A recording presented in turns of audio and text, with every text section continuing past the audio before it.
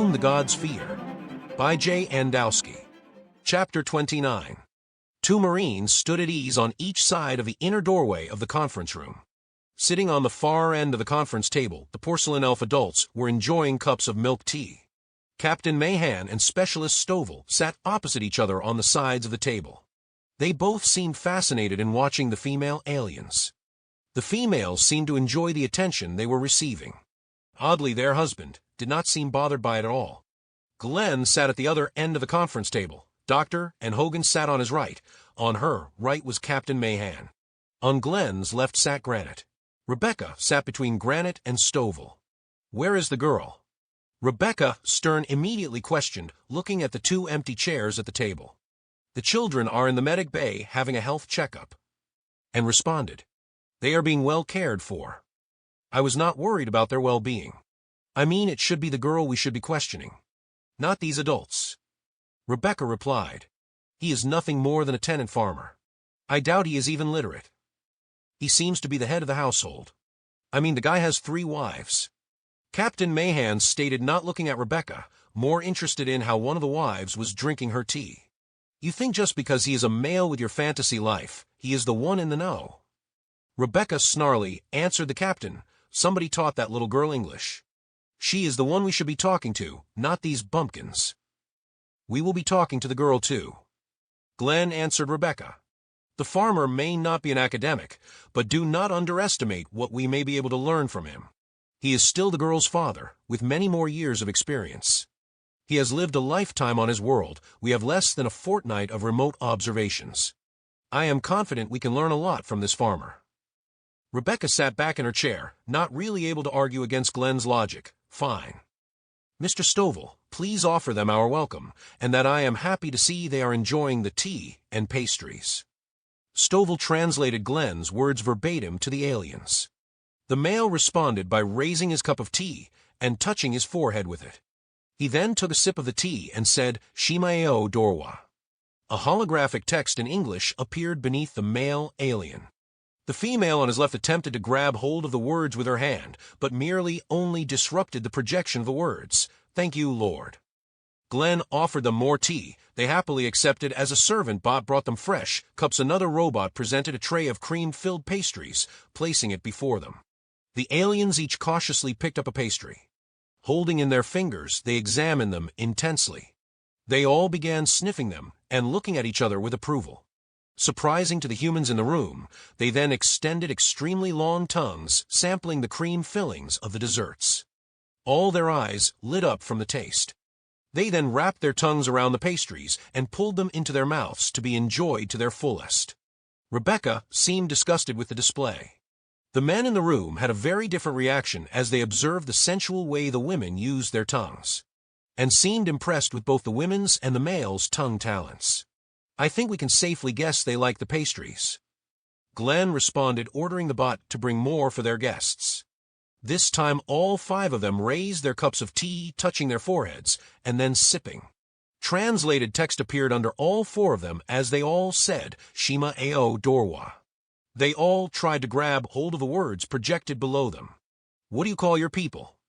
Glenn asked with Stovall translating for him. "A-er-shwaaaa." The male replied, pointing to himself and his wives. "A-er-shwaaaa. A-er-shwaaaa." The male corrected Glenn, making it very clear that the A sound at the end was to be dragged out. "A-er-shwaaaa or warlaw awa A-er-shwaaaa." The translation of the male read, "A-er-shwaaaa is our world. We are A-er-shwaaaa. A-er-shwaaaa." Glenn repeated as the A-er-shwaaaa smiled with approval. The females giggled and batted their eyes at Glenn for speaking their language so well. "Oh my God." Rebecca responded to the clear, giddy way the females responded to Glenn. Glenn then projected an image of Captain Demi above the conference table. It was a bust of the captain that slowly rotated as a solid 3-dimensional image. The A-er-shwaaaa all bowed their heads and repeatedly chanted, A-er-shwaaaa Demi. "Great Lord Demi," projected the English subtitles. Glenn shut off the 3D image. "Tell us about A-er-shwaaaa Demi." For the next hour, the A-er-shwaaaa explained how their world was suffering before Demi and the other gods arrived. Within 6 months of their arrival, the new grain seed they had brought fed all the A-er-shwaaaa, with enough to feed all their livestock for 3 seasons. A 4th harvest was already only a month away. Demi and the gods also had great powers to heal their weakest and sickest. For those that wronged the gods, they had powerful death sticks that no one could hide from.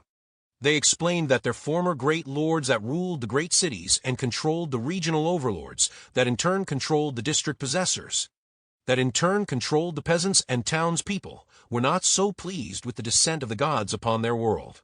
They did not appreciate Demi and his men usurping their power and authority. Demi and his brother gods were forced to use the power of their death sticks.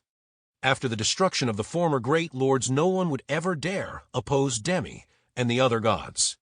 The gods won the loyalty of the common A-er-shwaaaa, for their arrival brought great prosperity to most. No children cried at night from hunger anymore.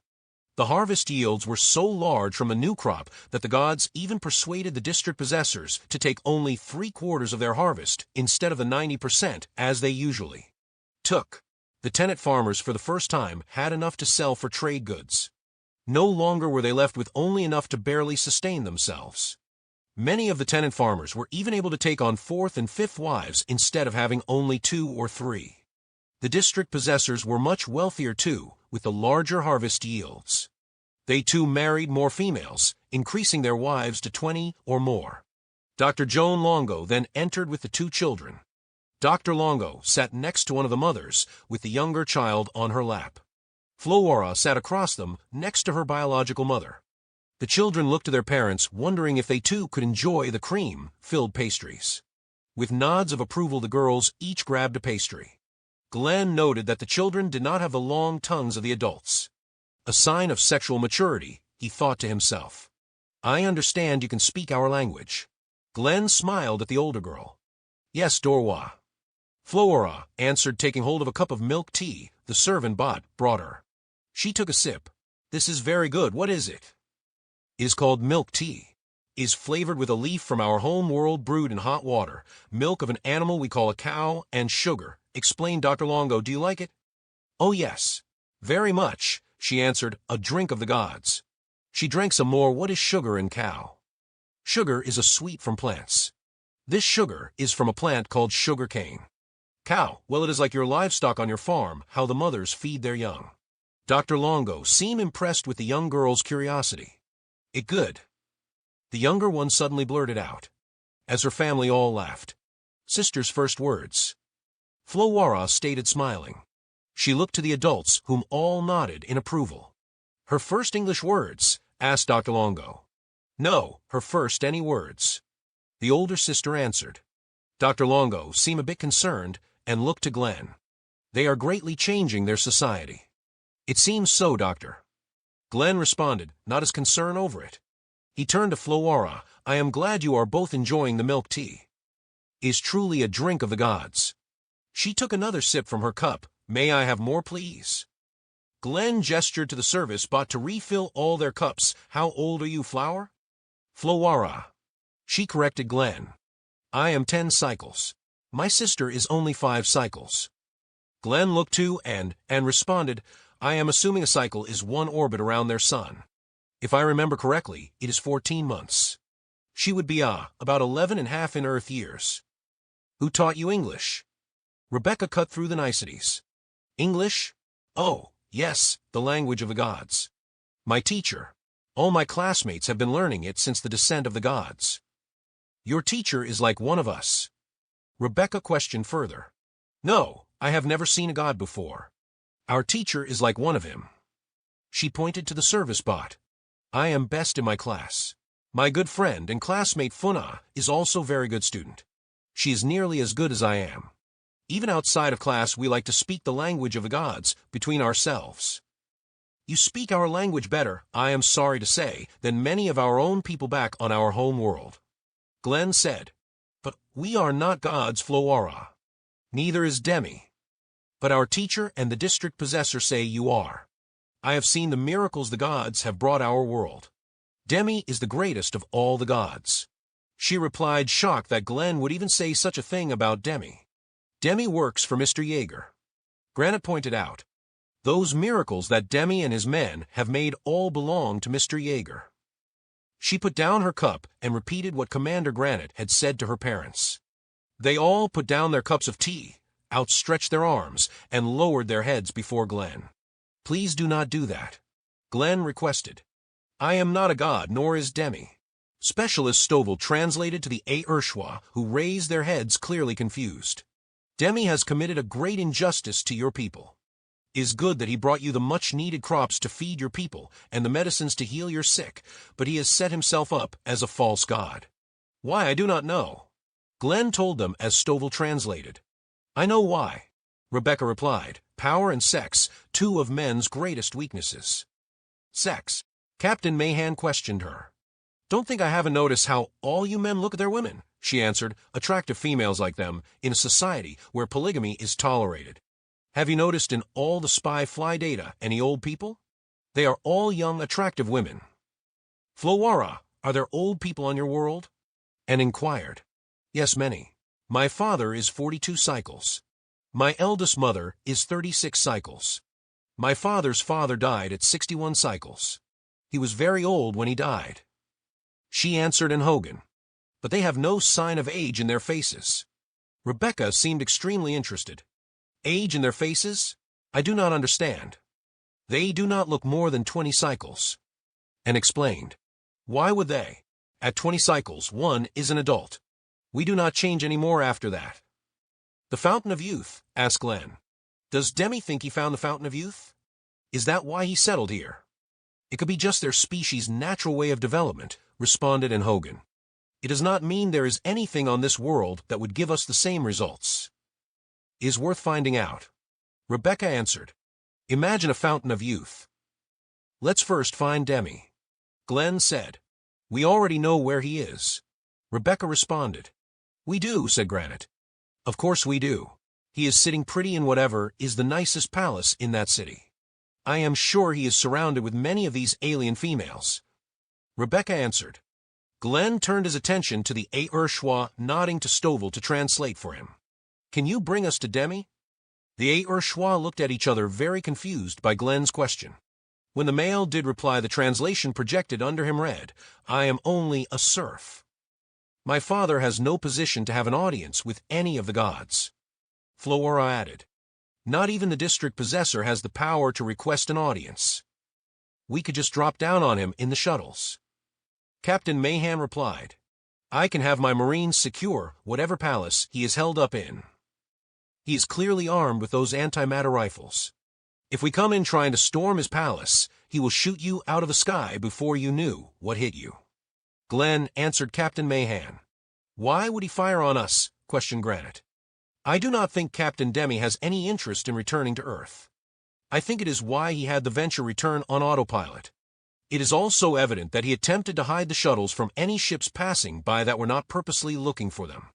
I don't think he expected I would search for him. He knew the Venture returning empty would ruin me. I am also confident that his crew gutted the freight shuttles so they can use the fusion reactors for power. I doubt he and his men would want to live in a world without the modern convenience of fusion power." Glenn explained to them. "Our ship sensors did not pick up any fusion reactors on the surface."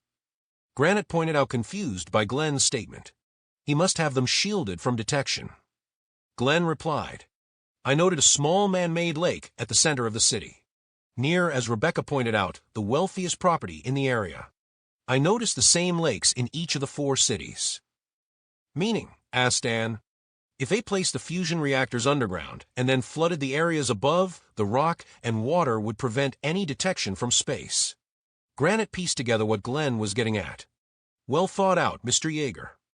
"I have my moments," Glenn replied, pleased with himself. "I guess he assumed since this is a pre-industrial society without radio or even carbon-based fuels, we would overlook this moon." And injected, "Besides, we had the discovery of the Shingnis to keep us occupied. Why bother looking for microbes on alien moons when we had already discovered a space-faring alien life form?" added Dr. Longo. "Maybe the engines are damaged, which is why he didn't respond to our hails," suggested Captain Mahan. "I am confident he heard them, was able to respond, and chose not to," answered Glenn. "He already knows we are here." He has been monitoring all our ship-to-surface communications. So, you do not think Demi will be happy to know we are here to rescue him? Asked Hogan. Rescued? Rescued from what? From his domination of his own personal planet filled with sensual females that never age. Rebecca answered, no, I don't think he will be pleased we have come here to rescue him. You are assuming the worst of Captain Demi. Mahan responded. Absolute power corrupts absolutely. Glenn expressed with a deep soberness. I fear Rebecca is correct. Rebecca smiled, pleased that Glenn was agreeing with her. What about her teacher? Captain Mahan said. The robot was clearly sent to her school by Captain Demi. It should be able to lead us directly to him. Glenn turned the conversation back to the girl. Flora, do you know where Demi is? Like Rebecca said, we already know where he is. We just need an invitation to the palace, stated Glenn. Flora, who do you know can see Demi? Only regional overseers have audiences with Demi and the females that are lucky enough to be able to offer themselves to him and his brother gods. I knew it. Rebecca responded, startling the girls and even their parents, causing a couple of them to spill their fresh cups of milk tea. Glenn ignored Rebecca's outburst. Can your father bring us to one of these regional overseers? Only a district possessor can have an audience with a regional overseer. I think we can skip the hierarchy and go directly to the regional overseer. Glenn spoke to Granite and Mahan. Still think my Marines can go directly to Captain Demi and secure his palace. Mahan insisted. If Mr. Yeager is correct, that Demi already knows we are here, and he opened fires on the shuttles when you make your assault. We would have no way to get you back to the Polo, even if you survive the crash landing. Those are the only 2 shuttles we have. Neither which are armor-plated. As if armor plating would even make a difference against antimatter rifles. Granite agreed with Glenn that an introduction into the palace would be better than a direct assault. Flora, please ask your father to bring Captain Mahan and his men to his regional overseer. Flowari did as Glenn asked. Her father smiled and bowed his head face down on the table with his arms outreaching towards Glenn. I am assuming that is the universal gesture for yes. Glenn looked to the others around the table before turning to Flora for confirmation. That means yes. Yes? Yes, Dorwa Yeager.